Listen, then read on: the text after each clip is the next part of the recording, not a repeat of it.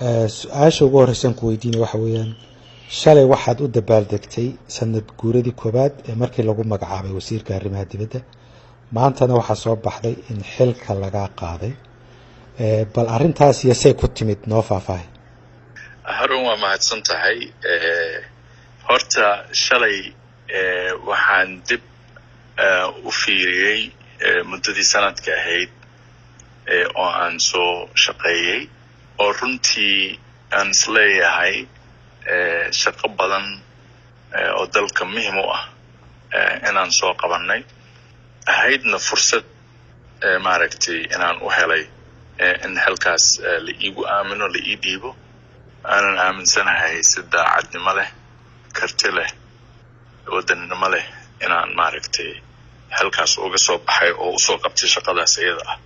haddana maaragtaa dee ra-iisul wasaaraha iyo madaxweynaha waxay xaq u leeyihiin marba ciddii ay ku kalsoon yihiin inay iyaga u dhiibtaan shaqadaas. anigu kolleyba dad badan waa isweydiinayaan maxaa dhacay. waxaa la yidhi gacmo geel jire hoos baa loo dhaqaa.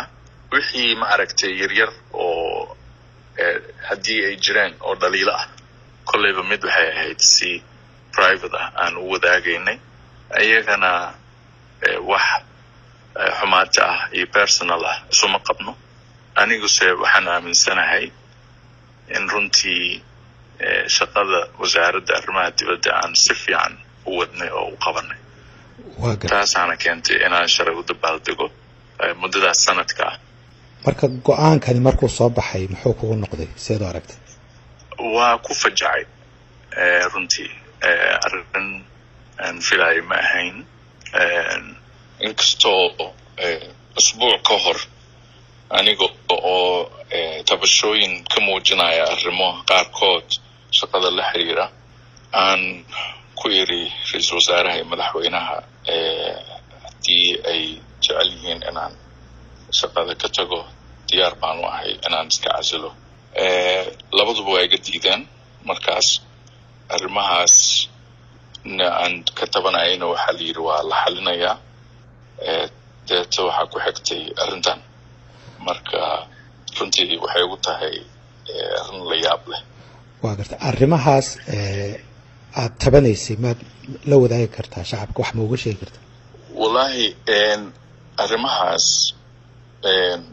horta arrimaha dibadda iyo dal arrimihiisa dibadda marka laga shaqaynayo waxay la mid tahay sidii arrimaha ciidamada dalkaas waa xog waa sir. arrimaha nabad sugidda arrimaha dibadda arrimaha xoog dalka arrimo waxaa jiro u baahan keliya cidda xilkaas u qaaday u dhaaratay oo maaragtay inay siday tahay u fuliso. haddii aysan ku qanacsanayna ay ka tagto xilka. haddii aan iyaga lagu qanacsanayna xilka laga qaado. marka arrimahaas ma geli karo. laakiin guud ahaan maanta waa inaan isweydiinaa soomaaliya meesha ay marayso halka ay u socoto maxay u baahan tahay. kama hadlayno shaksi iyo afkaar lagu kala duwanaan karo. sidaan kuu sheegayna waxyaalaha jijire annaga hoos baan u wada hadalnay. markaas waxaan islahaa dee waa wax maaragtay sidaa ku dhammaan kara laakiin nasiib darro ma aysan noqonin. maadaama aan xilka ka tegayana dee waxaan u rajaynayaa qofka iga dambeeya guul waana la shaqaynaynaa. waxaana ka codsanayaa dhammaan diblomaasiyiinta soomaaliyeed iyo wasaaradda arrimaha dibadda shaqaalaheeda in sidii ay aniga iila shaqeeyeen oo kale ay ula shaqeeyaan wasiirkaas cusub. waa gartay xiriirkiina wada shaqaynta sidee buu ahaa ra-iisul wasaaraha iyo madaxweynaha? ra-iisul wasaarahan ku horeyno. arrimaha dibadda in badan ra-iisul wasaaruhu focuskiisa wuxuu u badnaa arrimaha siyaasadda iyo arrimaha gudaha gaar ahaan wixii la xiriira doorashooyinka. dabcan wasiirka arrimaha dibadda qayb baa kaga aadan arrimahaas qabashadeeda oo aan ka wada soconay. sidoo kale ra-iisul wasaaraha wuxuu marar badan la xiriiraa la shaqeeyaa maaragta qolyahan bulshada caalamka gaar ahaan kuwa loo baxshay C6+ oo ay warbixino kala qaataan. Marka aan wadanka joogo ra-iisul wasaaraha shirkaas waan kala qayb galaa, waan kasii tashanaa sida shaqadaas loo galaayo iyo wixii ku saabsan. hase ahaatee guud ahaan arrimaha la xiriira hay-adaha caalamiga ah, ururada adduunka oon ka tirsannahay, siyaasadda guud oo maaragtay xiriirka caalamiga ah, codaynta aan wadamada u codaynayno oo arrin aad siyaasad ugu jirta ah, wax badan oo prime ministerka aan ka wada shaqeyno ma jirin. madaxweynaha u badnaa arrimahaas aad u danaynayay ama u daneeya. waa gartay. marka noo sharax bal madaxweynaha iyo xiriirkiina si kala duwanaan maaragta uga shaqeynaa arrimaha dibadda. marka xiriirkiina adiga iyo madaxweynaha soo ahaa marka? xiriirka madaxweynaha iyo aniga muddadaas sanadka ah runtii waa u fiicnaa, laakiin sidaan kuu sheegay de waa jirtaa waxyaabo maaragtay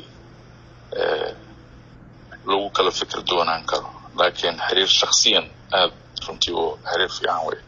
waa gartay. marka dadku waxay isweydiin karaan qofka ay kala fikrad duwanaadeen ma ra-iisul wasaaraha mise waa madaxweynaha mise waa labadooda? taas waxay la tahay waqtigaan u daynaynaa, because waxaan jeclahay sidaan kuu sheegay in arrinta aanan shakhsiyad aysan noqonin, runtii aan ka hadalno waxa waddankan u fiican iyo meesha uu socdo.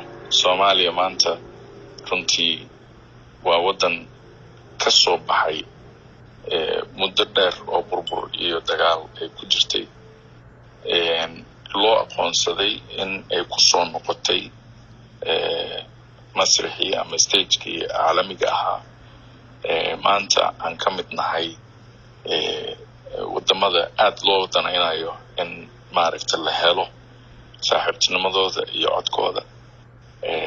saakadan qaar ka mida diblomaasiyiinteena waxaan ka wada hadlaynay electionka soo socda iyo sidii aan ololaha ugu geli lahayn in Soomaaliya ay ka mid noqoto xubnaha wareega 15 xubnood ee golaha amniga iyo nabadda ee Africa.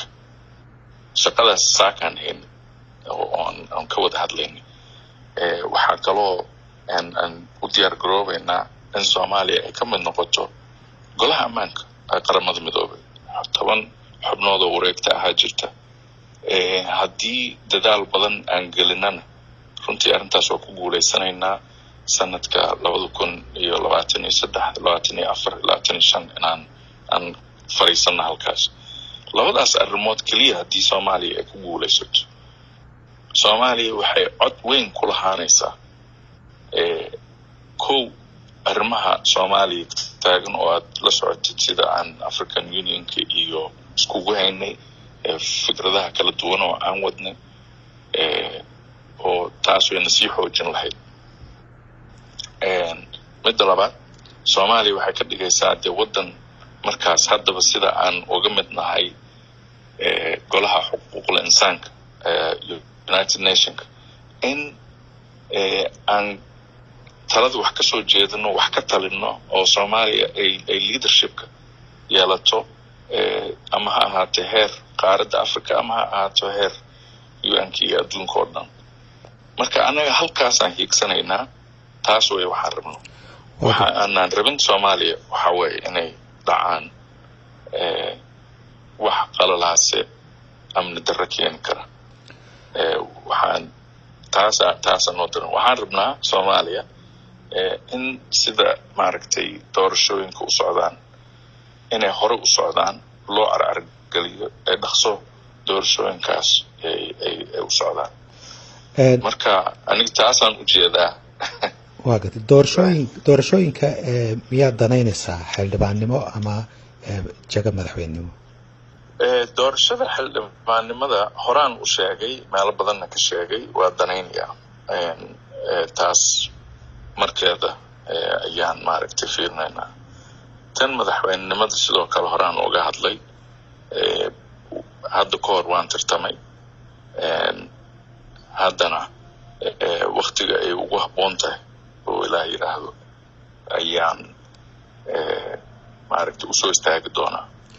waa garta aan kusoo laabto arrimaha xilka qaadistaada iyo xilligan haddaan arrintaa mar kale ku weydiiyo go-aanka in xilka laga qaado ado kolley waxaa laga yaabaa inaad macluumaad aanaan haynin inaad hayso go-aankaas ma wuxuu ka yimid madaxweynaha mise ra-iisul wasaaraha?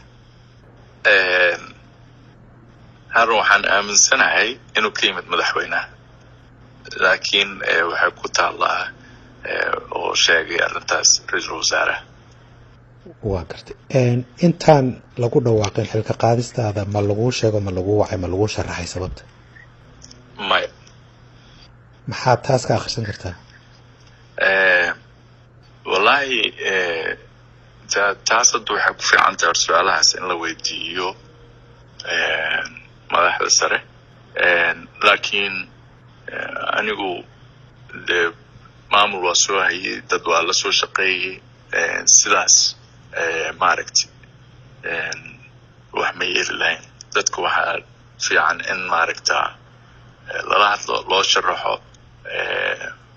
laakiin nasiib daro ma dhicin runtiina hadda anigu hadda wax aan abaal iyo wanaag ahayn oo aan tirsanayo maba jirto because fursad waxaan u helay inaan Soomaaliya heerkaas ugu shaqeeyo waxaana nala shaqeeyey diblomaasiyiin runtii naftooda iyo maalkoodaba u horay oo adeegida dadkooda iyo dalkooda waxaanan gaarsiinay shaqadaas meeshii ugu sarreysay oo ugu fiicnayd ee waqti yar intaas gudaheeda lagu gaarsiin karo.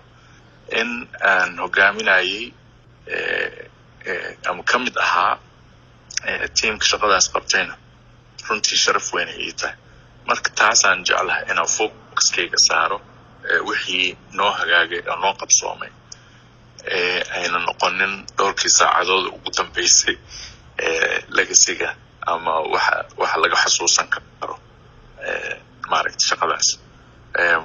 horay muddo dheer baan soo shaqaynayay dalka diyaarno aan u ahay inaan shaqadaas aan sii wado oo maaragtay aan halkaa ka sii wado capacity-ga iyo sida ay ku imaan doonta iyo waqtigeeda ilaaha garanaya laakiin kolleyba anigu diyaar baan u ahay dalkiina u sii shaqeeyo.